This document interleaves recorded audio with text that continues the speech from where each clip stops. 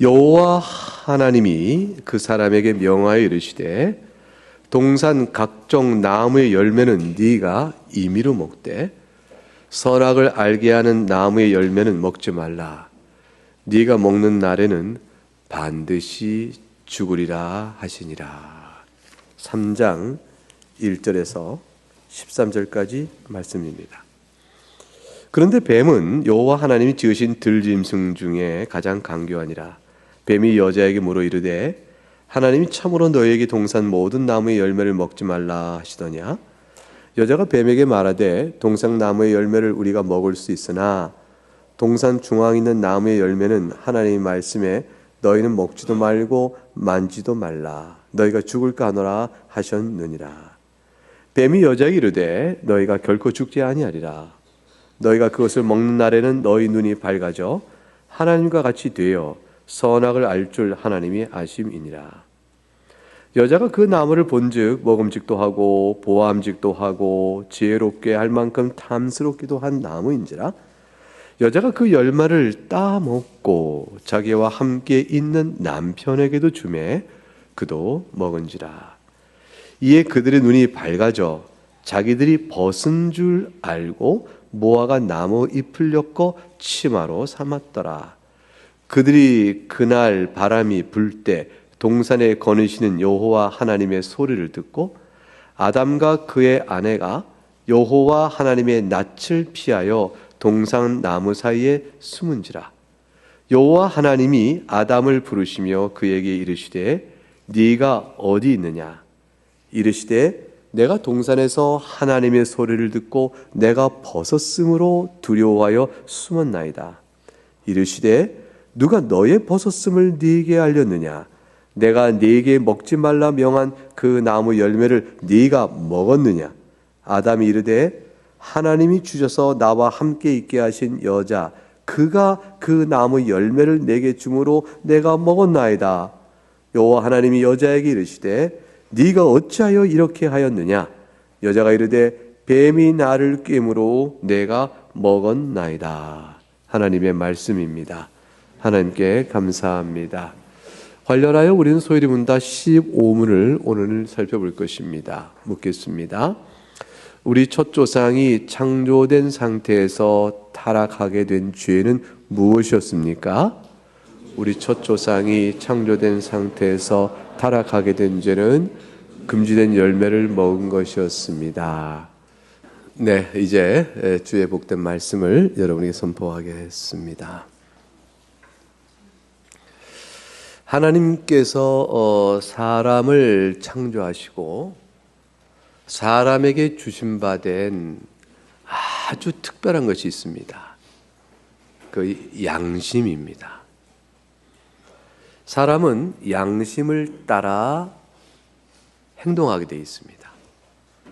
근데 하나님께 주신 그 최초의 사람에게 부어주신 양심은 무흠한 상태에 순전한 상태 속에서 하나님을 알아가는 지식에 오류가 없고 하나님이 기뻐하시는 것을 따라 기뻐하는 마음의 정서를 갖추고 있으며 그래서 그것을 따라 행해야지 라고 선택하는데 어떤 거침이 없는 그런 아주 복되고 빛난 상태였습니다. 하나님은 그 양심에 따라서 사람에게 주어진 의지의 자유를 가지고 하나님을 잘 사랑하고 베푸신 은혜를 깨닫고 너무 감사하며 이것도 하나님 만드셨네. 이것도 우리에게 주신 거야. 야, 이게 정말 놀랍잖아. 하와, 이거 봐봐봐. 하나님이 이게 너무 이거 어떻게 하나님 만드셨을까? 야, 신비롭다. 하늘의 별을 봐. 저기는 얼마나 클까? 넓을까? 이 광대한 우주 안에서 우리는 먼지 같은 자인데 이런 등등의 생각을 하면서 자연의 탐구와 창조 안에 드리워진 하나님의 신성과 영광을 바라보며 그 마음에 솟구치는 놀라운 신비로운 일에 대한 감동을 가지고요 양심을 따라 하나님께 막 찬송하고 사는 게 그의 삶의 하루하루였어요. 그게 그가 누려야 될 복된 상태였습니다. 우리가 새하늘과 새 땅에 가게 되면 아마 그럴 거예요.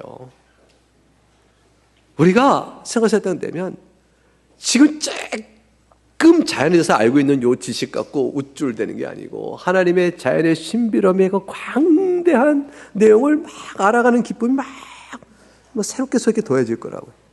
그리고 말씀에 주어진 하나님께서 우리를 사랑하신 그 사랑이 얼마나 풍성한지를 알게 될 거예요. 하나님의 사랑에 대한 날마다 큰 깨달음과 하나님의 지혜에 놀라운 일에 탐복해가는 생활로 우리는 노동을 해갈 거라고요. 이 노동의 성격이 가시와 엉겅퀴 있는 것을 해치고 수고한 것의 삭을 다 받지 못해 땀 흘려 고통스러워하고 때론 결핍이 있고 이렇게 되는 그런 노동이 아니고 하나님 알아가는 기쁨의 노동들이 계속 있을 거예요. 양심을 따라 의지의 자유를 원리를 따라서 우리는 살아가게 되어 있습니다. 이거 굉장히 중요한 일이죠. 우리는 신앙 양심에 따라 살도록 하나님이 요구하셨고 기대하십니다. 여기 어긋나면 거짓을 따라가면 신앙 양심이 부딪히죠. 도덕적으로나 하나님의 진리의 말씀이나 이런 것들 어긋난 일을 우리가 따라가려면 양심이 막 부딪히게 되고요. 양심이 떨리고 그런데도 태어나면 양심의 화인 맞은 자다. 양심이 불로 지진 자요. 그런처럼 양심이 기능치 않게 될 때 그거는 완전히 하나님 내버린 사람이 되어집니다. 양심은 지극히 소중해요. 이 양심을 따라 살아가는 것을로도 하나님을 예배하는 사람의 지음받은 목적이 충실히 이루어질 수 있는데 하나님께서는 태초에 사람을 만드시고 한 가지 특별한 명령을 더해 주셨어요. 그 특별한 명령이 오늘 창세기 2장 17절에서 읽은 거예요. 선악을 알게 한 나무 열매는 먹지 말라 하고 금지 명령을 더해 주신 것이에요. 아담과 하와의 자유를 억압하는 것이 아니고 이것은 사람이 양심에 따라 행하여야 할 도리와 의무가 있음을 보여주신 거예요. 사람이 양심에 따라 행한다는 것은 자기 멋대로 한다는 것이 아니에요. 사람은 양심에 따라 살아가되 지켜야 할 의무와 도덕의 원리가 있어요. 그 기준점을 따라 사는 것이죠. 그게 표준이에요. 그 표준에 따라 사는 것인데 오늘 우리에게 주어진 삶의 표준은 십계명 안에 있다고 우리가 읽고 있는 거예요. 하나님 주신 받은 계명의 말씀, 계명의 말씀을 따라 할 바가 무엇이며 하지 말아야 할 것이 무엇인지를 알고 하나님을 더욱더 사랑하는 거죠. 예수님께서 이것이 선지자 율법의 강령이다라고 말씀하신 대로 그 말씀을 따라 살아가는 것이 우리의 양심의 표준이요 인도함이며 지침이에요. 그거 없으면 우리는 지 멋대로 살아요. 짐승들이 살아가는 삶의 원칙에도 우리는 못 지키며 살 거예요. 그걸 어떻게 알 수 있냐면 지금도 이 표준성을 잃어버린 양심이 얼마나 악한 일을 태어나게 하는가 그걸 보면 알 수 있죠. 사람이 무섭지 짐승이 무서워요. 동물은 생리를 따라 살기 때문에 생리의 원리만 잘 알면 얼마나 통제가 가능한데 사람은 양심이 표준성을 잃어버리면 어떻게 살지를 모르는 거예요.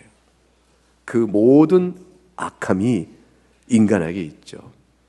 하나님께서는 우리에게 양심을 주시되 표준성을 무엇인가를 알려주세요. 그 표준성을 더해 주신 거죠. 그러니까 양심을 따라 살아야 될 최초의 순전한 상태의 복됨을 하나님께서 더 강화시키고 또 잘 지켜갈 수 있도록 하나님께 약속을 주셨어요. 그게 언약이에요. 선악 알게 나무의 열매는 먹지 말라. 먹으면 반드시 죽는다 하셨어요. 이 죽음의 의미가 뭘까요? 살아계신 하나님의 말씀에 따라 살아야 될 표준성을 잃어버리고 방자히 임의로 마음대로 생각한 대로 살아가 버릴 때 그 결과의 비참함이 무엇인지 아시기 때문에 그래요. 하나님을 떠나 사니 하나님께서 생명의 주인이신데 하나님을 떠나 사는 자의 그 결국이 어떻겠어요? 하나님께서 그러지 말고 말 잘 지켜라. 선악 알게 남의 금지 과실을 따먹지 마라. 이건 난이라. 나를 기억해라. 그것이죠. 그것이죠. 네가 나를 기억하고 있는지, 네가 나를 사랑하는지 내가 이거 하나로 보겠다라는 시험의 장치였죠. 이 시험의 장치는 죄를 짓게 유도하는 시험이 아니라 그가 과연 하나님 앞에 어떤지를 보이는, 드러내는 시험인 거예요. 이게 금인지 아닌지를 가려내는 시험인 거죠. 진정한 믿음이 있는지 없는지를 드러내는 시험과도 같아요. 하나님은 하나님을 사랑하는 자, 그 표준성의 일찬지를 그것으로 말씀했습니다. 먹으면 죽으리라 했으니 무슨 백설공주의 노파가 전해준 독사가처럼 먹으면 그것이 우리를 죽게 한다, 이런 것은 아닌 건 뻔히 이해할 수 있겠죠. 굶주린 상태 속에서 먹을 거라고는 선악과 하나밖에 없는데 그것조차 못 먹게 하시나? 그렇게 명령한 것이 아닌 걸 아시죠? 동산에 있는 모든 과실은 다 먹어라 그러셨어요. 풍족과 여유와 만족을 채워주셨어요. 여러분, 죄는요, 부족해서 나타나지 않아요. 채워짐 속에서 욕망과 교만이 죄를 범해요. 참 이상해요. 저 사람 뭐가 부족하다고 저런 죄를 범했을까? 얼마나 많은 사람을 우리가 많이 봐요. 그 분수만 지키면 이미 그걸로 넘치게 좋은데 어찌 저럴까? 그런 죄를 우리가 얼마나 많이 봐요? 아담과 하와가 부족하여 선악을 따먹은 게 아니에요. 만족과 충분하며 넘치는 복 가운데 있으나 어쩌자고 그랬는가 하는 것이죠. 죄란 그래요. 결핍을 채우기 위해 몸부림에서 지는 죄는요, 되게 작은 죄예요. 줄여서 먹으려고 빵 하나 훔치는 죄 같은 것밖에 없어요. 근데 큰 것을 갖고 있는 사람, 이미 족하게 많은 걸 갖고 있는 사람이 범하는 죄는요, 대개가 큰 죄예요. 더 큰 죄를 범하죠. 주님께서 이미 족하게 주셨고 하나님만을 기억하라 하시는 것이었어요. 내가 명하니 따먹지 말거라. 이거는 상징성이요. 이 상징성은 일종의 성례전과 같은 거예요. 우리가 빵과 포도주를 통하여 그리스도의 몸과 피를 상징하여 우리가 그것을 먹을 때 바로 그리스도를 먹는 것과 같은, 우리 영적으로 먹는 거죠. 같이 하나님의 말씀을 순종하여 따먹지 않음으로 인하여 과연 하나님을 사랑함을 드러내주는 하나의 상징이요, 시험이요, 또 그 의미를 하나님이 특별히 정하셨기 때문에 상징을 통하여 실체를 보게 하는 성례전적인 거예요. 이 상징성을 통하여 영적 실체와 연결될 때 그걸 우리가 성례전적이라 이렇게 얘기해요. 하나님을 순종하는 내 마음의 영적 실상이 따먹지 않는 금령을 통해서 드러나게 하신 것이죠. 이와 같은 이치 때문에 선악과를 따먹는 것은 단순히 과실을 하나 따먹는 사선의 행동의 범죄에만 끝나는 게 아니에요. 이것은 실로 큰 죄인 것입니다. 어떤 죄가 해당이 되는지 신학자들은 묵상을 하죠. 그리고 연구를 하죠.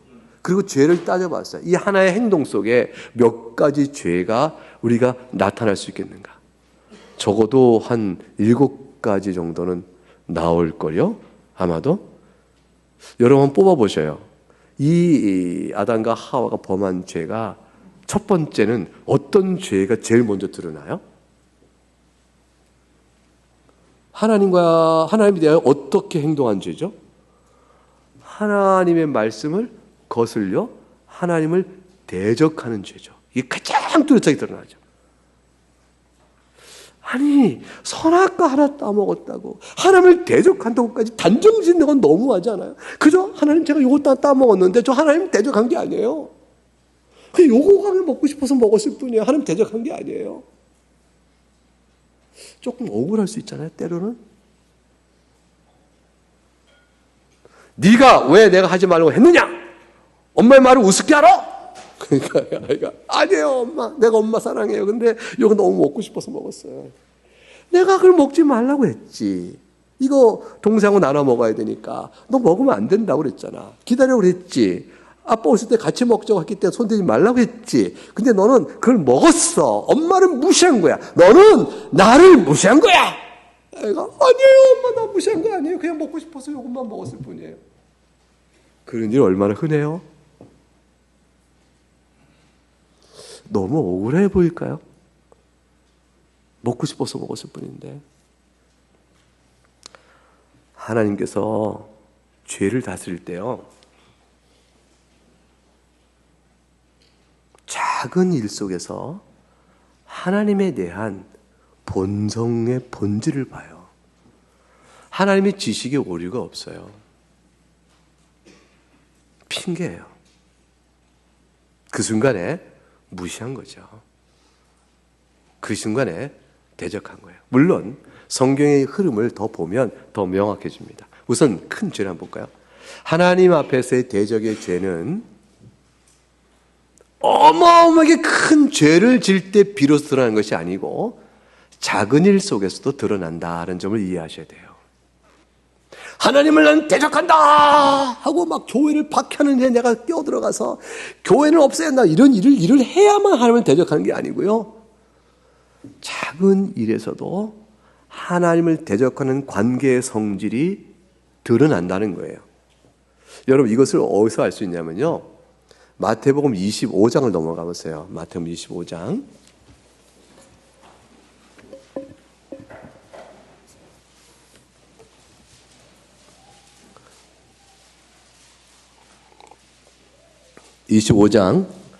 마태복음 25장에 예수님이 해주신 비유가 쭉 나오는데 그 중에 20절 볼까요? 달란트 비유라고 하는 것이 나와요. 20절과 21절을 읽어보십시다. 시작. 5달란트 받았던 자는 5달란트를 더 가지고 와서 이르되 주인이여 내게 5달란트를 주셨는데 보소서 내가 또 5달란트를 남겼나이다. 그 주인이 이르되 잘하였도다 착하고 충성된 종아, 네가 적은 일에 충성하였음에 내가 많은 것을 네게 맡기리니 내 주인의 즐거움에 참여할지어다 하고. 사랑하는 교회 여러분, 5달란트가 어마어마한 돈이다 이 금액 갖고 일의 크기를 결정할 게 아니에요. 주인은 종에게 재산이 너무 많은가 봐요. 너무 많은 이 주인이 출타하면서 5달란트를 그냥 다 한 종에게 맡겼어요. 이 맡기면서 어찌하나 본 거예요. 근데 5달란트를 잘 남겨왔어요. 주인이 말을 해요. 네가 이렇게 큰 돈을 너에게 투자했더니 네가 과연 내 기대를 어긋나지 않고 이렇게 큰 투자에 맞게끔 이익을 내고 이렇게 말하지 않아요. 한 가지를 지적해요. 작은 일에 충성하였구나. 이 작은 일이 왜 작은 일일까? 돈의 크기와 관계된 게 아니에요. 내가 너에게 맡겼다는 요 사실 하나를 네가 소중히 여겨서 내가 너에게 이 전 재산을 맡기노라 한 거 아니고요, 이렇게 큰 일이 아니고 내가 너에게 5달란트 맡겼는데, 이 5달란트 큰 돈이에요. 그렇지만 맡겼는데 네가 이 작은 일에 충성했구나. 주인이 보고 있는 것은 다른 거죠. 충성됨이에요. 네가 나를 어떻게 생각하는지 알겠다라는 거예요. 그 나의 즐거움에 참여하라 그랬어요. 내 즐거움에 너도 들어와라. 네가 나를 어떻게 알는지 알겠다. 나의 즐거움에 원수를 초대하겠어요? 사랑하는 자를 초대하겠어요? 그리고 보니까 그 다음에 22절 2달란트 받은 사람도 똑같이 와서 2달란트를 남겼습니다라고 말합니다. 그래서 23절에 뭐라고 말하죠? 같이 읽어볼까요? 시작. 그 주인이 이르되 잘하였다다 착하고 충성된 종아, 네가 적은 일에 충성하였음에 내가 많은 것을 너에게 맡기리니 내 주인의 즐거움에 참여할지어다. 차이가 없어요. 5달란트든 2달란트든 맡긴 금액의 차이가 없어요.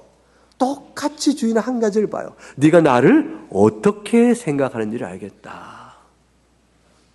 이걸 남긴 것 때문이냐 아니냐가 있지 않고 마음을 보고 계세요. 그런데 한 달란트 받은 사람이 와서 뭐라고 말하냐면 핑계를 대요. 나는 주인은 마음이 굳은 사람이고 심지 않는데도 거두는 그 원인도 없이 결과를 요구하는 사람이죠. 심지 않고도 거둘라니까 얼마나 욕심이 있는 사람이에요. 주인은 욕심이 있고 원인도 없이 결과를 내라 하는 분이요, 마음이 굳은 사람이기 때문에 실패할까 봐 두려워서 요 하나도 잃어버릴까 두려워 땅에 묻어뒀지요. 그대로 원금은 보존했습니다 라고 와서 핑계를 댔어요. 자기의 행동을 합리적으로 설명한 건데 주인을 탓하며 설명하기 시작했어요. 당신은 그런 사람이니 나로서 이 방법이 최선이었습니다 라고 말하는 거였죠. 여기에는 뭐가 없죠? 주인을 향한 사랑과 충성이 없어요. 당신이 그러하니 나 이렇게 행동합니다 라는 것밖에 없는 거죠. 자기 생각이 큰 거예요. 당신이 마음이 굳고 또 뿌리지도 않고 거두는 사람이니 그런 사람 앞에서 내가 홍여 실패하면 내가 자신 화를 생각하니 내가 그럴 건 없을 것 같아서 당신이 준 거 원금은 내가 남겨드리겠습니다라고 만일의 실패에 대비한 자신에 대한 자리 보존이 먼저 앞선 거죠. 안위가 먼저 앞선 거죠. 그 사람은 주인을 생각하는 사람이 아니에요. 살든지 죽든지 주인의 말에 충성하여 결과를 내보겠다 한 사람이 아니었다 그 말이죠. 주인이 하도 답답해서 그러면 은행에 맡겨서 이자라도 갖고 왔어야지라고 말하는 거예요. 네가 나를 향한 마음이 없었다. 그러니 뭐라고 하냐면 무익한 종이 되는 거죠. 너는 착하지 아니하고 충성되지 아니하니 나에게는 아무 쓸모없는 자가 됐다. 무익한 종이니 30절 읽어봅니다. 시작. 이 무익한 종을 바깥 어두운 데로 내쫓으라. 거기서 슬피 울며 이를 갈리라 하니라. 사랑하는 교회 여러분, 주인이 종을 속까지 듣다봐요. 하나님께서 우리를 속까지 듣다보셔요. 하나님께서 아담과 하와의 속까지 다 보셔요. 선악과 금지한 나무의 과실을 따먹는 것은 행동은 작은 일이지만 그 행동의 의미는 본질적인 것이에요. 핑계할 수 있는 것이 아니었어요. 사소한 일이니 하나님 앞에서 핑계될 수 있을 것 같아요? 그럴 수 없을걸요? 여러분이 하나님 앞에 지은 사소한 죄라는 것도 생각해 볼까요? 그 죄를 볼 때 실제로 하나님 사랑하는데 이거 죄를 진 거예요. 이렇게 할 만큼 그 죄 짓는 행동에 대한 양심을 여러분이 설명할 수 있어요? 그렇게? 죄 짓는 순간에는 하나님을 밀어낸 거죠. 그런데 주의 은혜로 회개가 이루어져요. 하나님, 제가 주님을 사랑합니다. 그런데 그때는 주께서 아시는 것처럼 주께 대적했습니다. 이게 회개예요. 하나님, 제가 사랑합니다. 그때 그 사랑하지 않아서 한 게 아니고요. 그냥 달리 한 거예요. 이거는 회개가 아니에요. 끝까지 자기 변명이죠. 죄는 사소한 일에도 그 성격이 드러납니다. 그러므로 금지한 과실을 따먹었다는 것은 세상에 이거 따먹었다고 반드시 죽으리라 하시라니 라는 형별과 행위에 대한 비례관계가 깨지네라고 말할 수가 없어요. 그렇게 말하면 안 되는 거예요. 성경이 기록된 이 말씀이 우리의 그 얄팍한 핑계거리와 판단을 모르고 썼을까요? 여러분, 많은 사람들이 성경을 너무 얕봐요.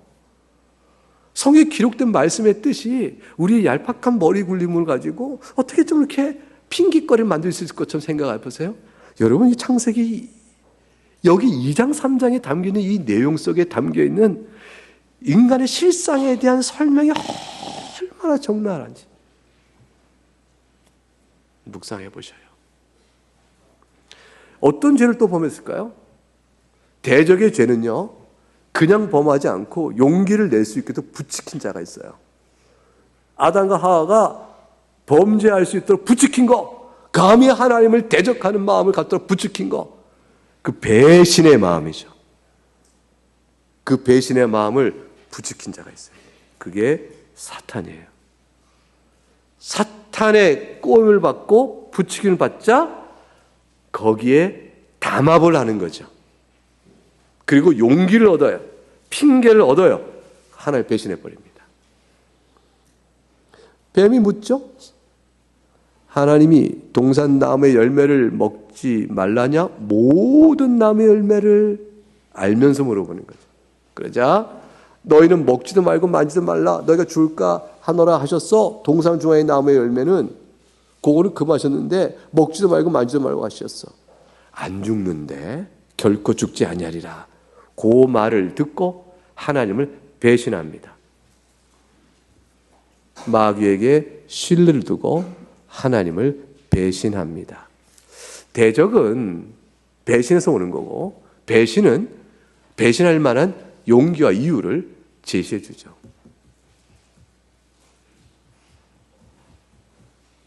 그게 이유가 될 줄 알았어요. 야심에 자기의 죄를 그럼 피할 수 있을까요?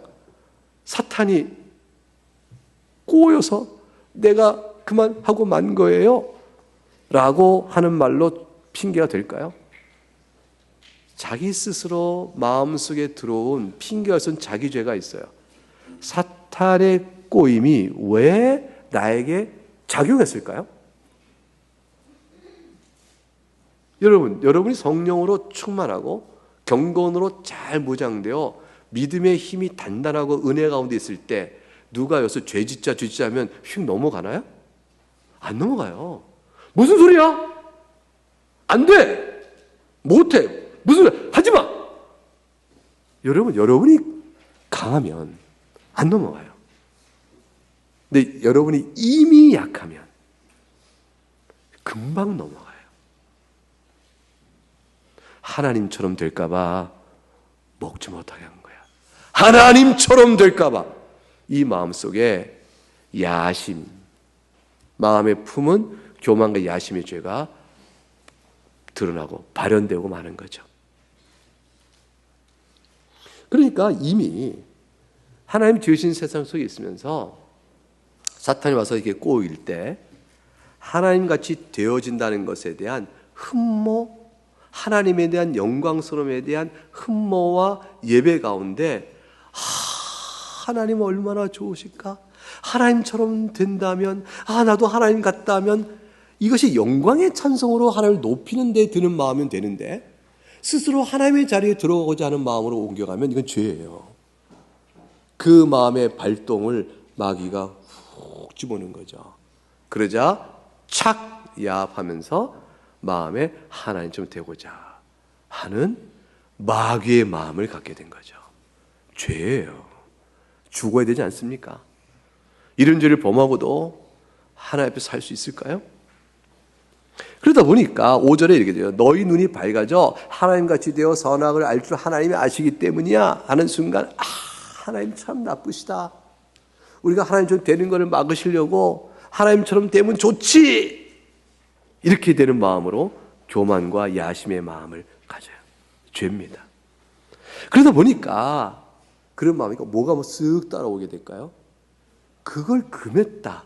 하나님처럼 될 수 있는데 금한 거야? 싶은 거니까 그 과일이 6절에 먹음직스럽고 보암직스럽고 지혜롭게 할 만큼 탐스럽다 되어진 거예요. 그거 먹기만 하면 하나님 되는데 못 먹는다 하니까 더욱더 먹음직, 보암직, 지혜롭게 할 만큼 탐스러워지는 거죠. 반지의 제왕의 영화가 있잖아요. 그 전능의 반지, 절대자 반지만 탁 꽂으면 세상을 내가 다 정복하고 왕, 하나님처럼 살 수 있어. 그걸 안 이상 그 반지에 진짜 그 힘이 있다고 하는 순간 반지를 향한 탐심이 이글이글거립니다. 누구도 그걸 못 견디는 거예요. 반지를 보존해야 되는데 누구를 갖고 있다고 다 처음엔 순전한 마음에다가 반지를 볼수록 욕망이 생겨요. 그것이 무엇을 주는가? 내가 이 일만 하면 1억 천금이 나한테 온다. 그럼 그 일이 하고 싶은 거죠. 사람은 그의 죄를 범합니다. 결국 하와가 따먹는 순간에 하나님처럼 된다는 이 야심이 탐욕을 이글거리게 만들어 하나님이 정하신 표준을 훌쩍 뛰어넘는 탐욕의 죄를 범합니다. 자기도 먹고 남편에게도 줍니다. 벌써 네 가지 죄를 범했죠. 다섯 번째 죄가 뭐예요? 하나님께 감사할 줄 몰라요. 이미 누리고 있는 풍족한 것에 대한 만족과 그걸로 인한 하나님이 주신 받은 은혜를 깨닫지 못하는 거죠. 죄는, 하나님을 대적하는 죄는 주신 것에 대한 감사를 거부하고 이 불인정하는 죄예요. 여호와 하나님께서 동산 각종 나무의 열매를 네가 임의로 먹으라. 이 얼마나 영광스러운 지위요? 풍성한 약속의 축복입니까? 여섯 번째로 하나님의 죽음의 경고를 경박하게 무시해버린 어리석은 자가 되고 말아요. 하나님의 경고를 가벼이 여기는 거죠. 반드시 죽으리라. 이거를 조금이라도 무겁게 생각했더라면, 그러면 죄를 범하는 순간에 흠칫이라도 했을 거 아니에요. 아무리 탐욕과 감사치 않고 탐욕으로 이글이글대더라도 안 돼! 죽는다고 하셨는데 귀에 쟁쟁거리면서 하나님이 어떤 분인지 알았는데 하나님이 죽은다는 그 죽음의 의미가 뭔지를 생각했다면 멈춰야 될 거 아니에요. 하나님의 죽음의 경고를 경박스럽고 어리석게도 무시합니다. 왜냐하면 뱀이 말했거든요. 결코 죽지 않는다. 사랑하는 교회 여러분, 사람이 한 번 사는 것은 정한이 치고 그 후에는 심판이 있다 했어요. 사람들이 이 말을 얼마나 무시하고 살아요? 그리고 말하죠. 누가 알아? 죽은 다음의 일을? 누가 알아? 죽은 다음의 일을? 하나님의 말씀에 기록된 바의 영적인 사실에 대하여 판단할 위치에 있지도 못하는 미련하고 짐승같이 어리석은 자가, 그 자가 들어서 이 말씀만큼은 판단해요. 누가 아냐? 하나님의 성경의 말씀의 진리의 이 가치와 탁월성에 대해서 자기가 아는 요 조그만 무엇으로 판단할 만한 자기의 수준이에요. 공부를 했으면 얼마나 했다고요. 정말 마음이 완악하고 어리석어서, 이건 진짜 어리석은 거예요. 왕이 명령하죠. 내 대문 앞에 나와서 뭐 하지 아니하면 죽으리라. 왕이 왕명이요 했는데 왕명을 가볍게 여기고 함부로 해가다가 잡혀와요. 너는 내가 이걸 하고 나면 죽으려고 한 걸 내가 듣지 못했느냐 했더니 들기는 들고 알기는 알았사오나 그럼 어찌 행했느냐.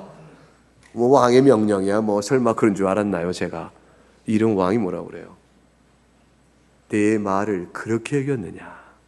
그거 하나 남잖아요. 핑계할 수 있을까요? 하나님의 말씀을 그렇게 여겼느냐. 그리하여 마지막 살인죄예요. 스스로 생명을 잃는 자기의 자살과 같은 죄죠. 자기를 죽이는 죄요. 더군다나 이 죄는 다음 주에 살펴볼 것이지만 후손과 언약 관계 안에 묶여져 모든 후손에게 사망이 이르게 하는 죄를 범하니, 한 사람의 죄가 아니요, 한 생명의 죄가 아니요, 숱한 아담의 후손을 죽이는 죄예요. 인류 대학살의 죄를 범한 거죠. 다시 말하면 언약의 대표자로 지켜야 될 책무를 전혀 이해하지 못한 것이죠. 전혀 망각한 것이죠. 하나님이 주신 바 된 본분의 영광을 박차버린 거예요. 한 가지 죄가 더 있다고 할 수 있죠. 살인죄요? 한 가지 더 하면 하나님이 그에게 부여하신 영광의 본분을 팽개쳐버리고 박차버린 죄. 결국 주인이 종에 맡긴 일을 우습게 여긴 죄와 똑같은 것 같은 거죠. 7가지 정도를 뽑았는데, 반역의 죄요, 배신의 죄요, 야심의 죄요, 하나님같이 되는 야심과 교만의 죄요, 그리고 불 끄는 욕망 때문에 범한 탐욕의 죄요, 하나님 주신 것에 감사하지 않는 죄요, 하나님의 죽음의 경고를 무시해버리는 어리석은 죄요, 그리고 그 결과로 자신도 죽이고 후손들도 죽이는 학살, 살인의 죄죠. 결국 죄는 사망의 심판을 피할 수 없습니다. 여러분이 행하는 사소한 죄를 한번 생각해 보십시다. 그 죄도 가만히 따져보면 여러 측면에 따라서 지금 말씀드린 죄의 측면이 다 담겨져 있어요. 마지막에 대표성의 죄만 빼볼까요? 자기를 죽이는 죄까지는 포함되겠죠. 우리가 지은 죄의 여러 측면을 가만히 생각해 보셔요. 그 회개가 계속 이어져 나갈 것입니다. 하나님 아버지, 하나님이 명확하게 말씀하신 명령에 대하여 제가 대적하고 어김으로 하나님을 대적했으며, 하나님께 저에게 주신 모든 사랑과 신실함에 대하여 저는 배신의 죄를 범했고, 하나님의 말씀하신 모든 것들에 대하여 제가 임의로 행해도 되는 자처럼 제가 교만의 죄를 범했으며, 그리고 그 모든 일에서 탐욕의 죄를 범했습니다. 주신 것이 감사할 따름인데 하나님께 죄를 범한 자에게 주시는 경고의 말씀을 제가 듣지 못한 자처럼 함부로 대응하고, 제가 이리하여 주 앞에서 죽을 자가 되었으니 스스로 자기 죄를 살인한 자와 같습니다. 이런 식의 죄의 회개가 쭉 이어져 나올 수 있는 거 아닐까요? 용서받는 일 외에는 없습니다. 용서받아야 되지 않겠어요? 이 모든 일을 용서받지 않고 어떻게 살아요? 용서받지 않고 어떻게 하나님 앞에 서죠? 여러분, 제가 여러분 협박합니까? 여러분 협박하나요, 제가? 하나님 말씀이 협박이에요? 따먹지 마라! 반드시 죽으리라! 하나님 협박하신 걸까요? 하나님이 살고자 하시는 거예요. 살리고자 하시는 말씀이잖아요. 살아야 되지 않겠냐? 내가 너에게 복을 주지 않느냐? 이 복 가운데 살아야 되지 않겠냐? 오늘 전한 이 말씀은 여러분을 살리는 말씀이요, 여러분의 복으로 초청하신 하나님의 말씀이에요. 그리고 말씀하십니다. 내가 너의 모든 죄를 사하고자 하니 예수 그리스도 안에서 베푸신 그 은혜의 복음을 받으라고 말씀하시는 거예요. 예수 그리스도의 대리속죄의 은총 외에 다른 살 길이 어디 있으며, 그분의 의를 우리 것 심어주시는 하나님의 은혜 외에 살 길이 어디 있어요? 그 하나님의 그 의를 잊고 하나님을 사랑하며 사는 것 말고 인생을 무엇으로 판단하고 무엇을 잘 살았다 할 것이에요. 이 은혜만이 여러분이 살아가는 고단한 인생길에 참된 위로예요. 이 고단한 슬픔과 환난이 많은 인생길에서 여러분 마음을 막 뒤틀리게 하고 막 괴롭게 하고 여러분 속이 편한 날이 별로 없잖아요. 편하다. 근심이 어디 있느냐? 이거는 대개 악인들이 가져요.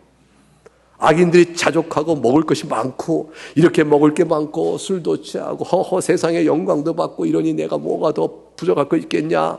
노세 이거 악인들이에요.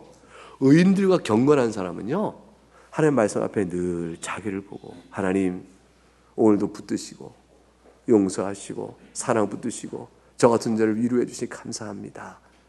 하나님의 배에 나아가 위로를 구하며 그렇게 살아가요. 그리고 항상 소망이 그 나라를 바라봐요. 주께서 이루신 새하늘과 새 땅의 영광스러운 나라를 바라봐요. 현실과 하나님 말씀 사이의 괴리를 보는 거죠. 내가 하나님의 성도로 살아야 될 마땅한 본분과 바라는 이상과 현실의 나의 신앙의 모습과 이 차이를 어떻게 안 느껴요? 신자가. 나는 사람이 이거밖에 안 됩니다. 근데 하나님, 제가 신자라면 마땅히 이래야 될 것 같아요. 하나님, 저를 불쌍히 여겨주세요. 그 사랑 앞에서 다시 그리스도 앞에 살아가는 은혜를 갖고 살잖아요. 그런데 그때 주시는 평안과 위로가 있어요. 오직 하나님의 긍휼에 대한 재확인이에요. 사랑에 대한 만족이에요. 이러한 나에게도 하나님 이렇게 이끌어가 주시네. 하나님의 자녀 됐다는 기쁨과 영원한 생명에 대한 기업을 소중하게 손에 쥐게 되는 거죠. 언제 이것을 회복하고 가장 강렬히 느껴요? 지금 이 자리에. 예배로 나온 걸음이에요. 하나님, 여러분 다 모이셔서 이 말씀을 여러분이 들리고 하시는 거예요. 각각에게 적용하여 들도록 말씀하십니다. 시편 103편을 읽어볼까요?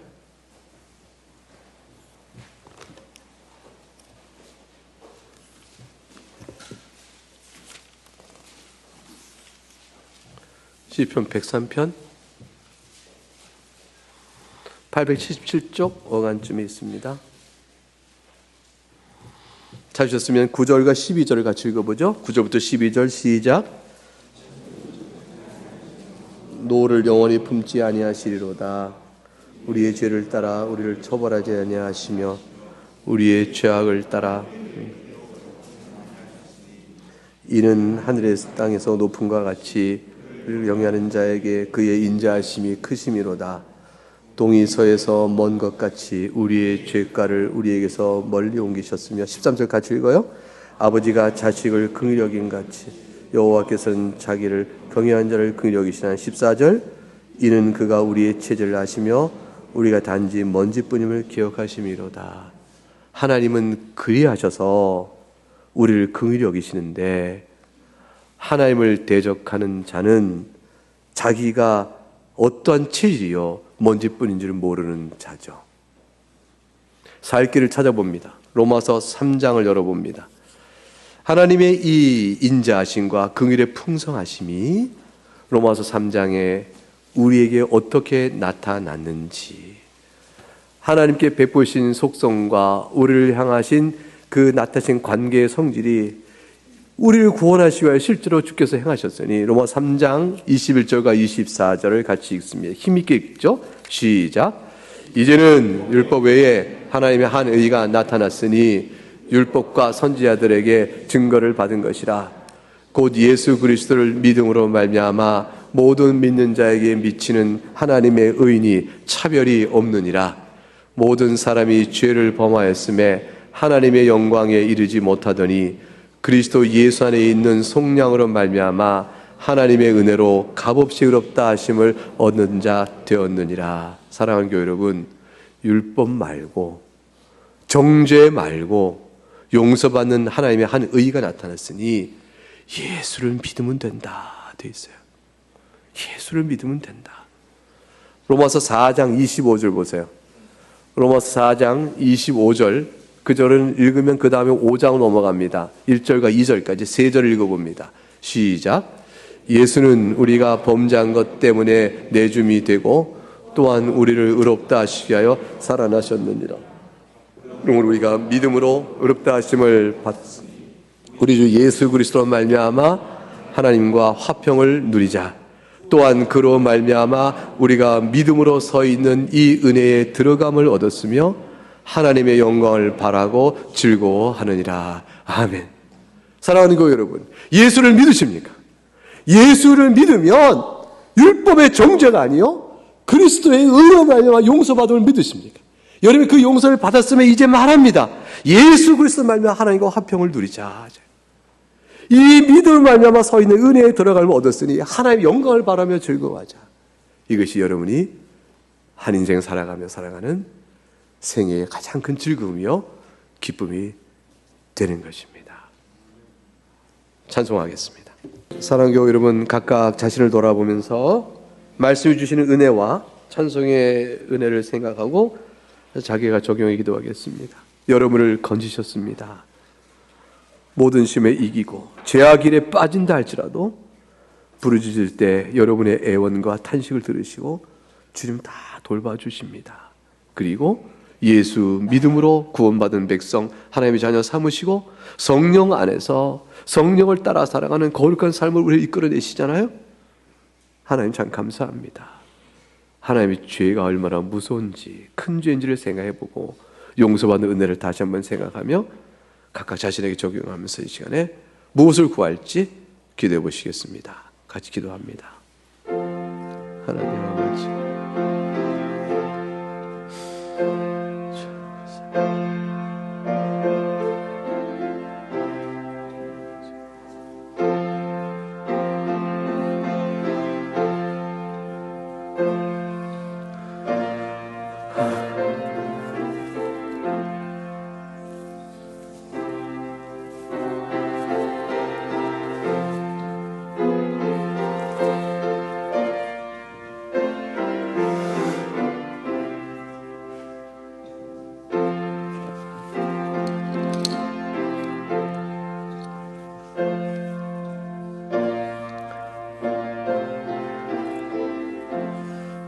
기도 정리하겠습니다.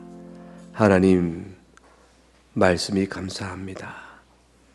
마음의 양식이 됩니다. 베푸신 은혜, 예수 그리스도를 사랑합니다. 주 안에 하나님 자녀됨을 기뻐합니다. 이제 사는 동안 험한 시험 물속에서라도 건져주시고, 그리고 풍랑까지 다시는 하나님의 능력 앞에서 부르짖는 나의 애원을 주께서 들으시며 건져주시고 품어주시는 은혜를 우리가 고백하고 감사를 드립니다. 하나님을 더 영화롭게 하는 믿음의 삶을 살고자 소원합니다. 저희 마음에 베푸신 은혜에 감사하여 하나님을 더욱더 사랑하고 이웃도 사랑하며 나아가 원수마저 사랑하는 마음까지 우리 마음에 가득히 있도록 하나님 도와주시옵소서. 예수 그리스도 이름으로 기도합니다. 아멘.